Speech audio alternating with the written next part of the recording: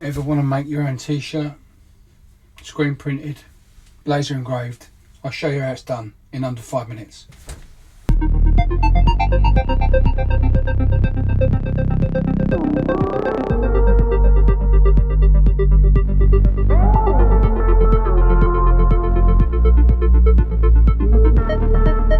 So what we're going to do today, we're going to make a t-shirt custom printed. This beautiful t-shirt right here. Xtool do a couple of different items. What they do is they do a screen printing kit that comes with its own sort of frame, and you can, you know, the screen that fits on top. And what they suggest you do is you laser engrave it. This is what I'm going to do on my Xtool D1.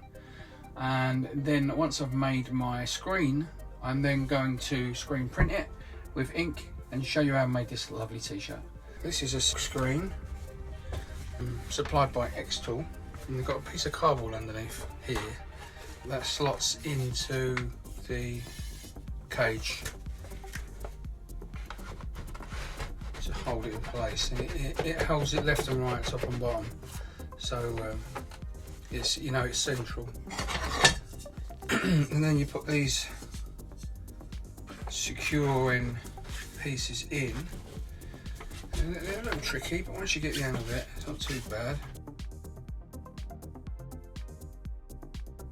Okay, now we've got these levers on the sides. I'll show you there. These levers. 1, 2. Get it nice and sharp there.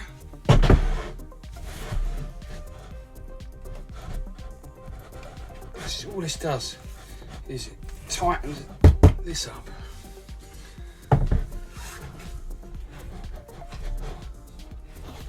There's just the top one to do. Bottom one is where it clips into the machine. So now we've got the cardboard, and this bit is always a little bit awkward because the sticky stuff that keeps it on there, the adhesive that keeps it on there, isn't very good. I don't think, in my opinion. I think Xtool could do a little bit better on this because it leaves a residue behind. I'll show you. And it leaves this behind. You can pick it off, but it's annoying. You shouldn't have to do this, and it somehow scars the screen a little bit.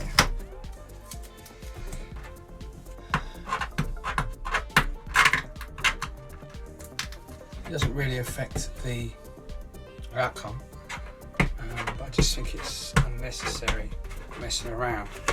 And originally, when I first got the screen printing kit, it didn't have this issue, so it's only this past few batches that I've found it. I did complain, but I didn't get anything back from that. Sorry to hear that, I think they said. And listen, I'm not slagging off Xtool, because Xtool is very good, and they're not sponsoring this video, by the way. Okay, so that's done. Should be like a drum. I'm going to put it into the Xtool D1 and then etch my design on this, and then we can screen print it. You've got to make sure it's all blown out nice and clean before you use the ink on it. Setting up the machine is very simple, just a few clicks and away you go. Once you've got your material laid out nice and flat, I use Permaset Aqua, standard white, very, very nice. Got to be mixed properly, obviously. It's important to get the flow right on the screen, because otherwise it gets clogged up. A couple of swipes and away you go, really. It's can get messy, but if you're careful, you can keep things nice and clean. And as you see underneath, got a beautiful print. It needs to be dried out. I use a little heat gun, not for too long. And then basically what I do is I just hang it up to dry and leave it for about 24 hours. And at least that way you know that you're good to go. Thank you everyone for watching. Watch out for the next video. Catch you soon.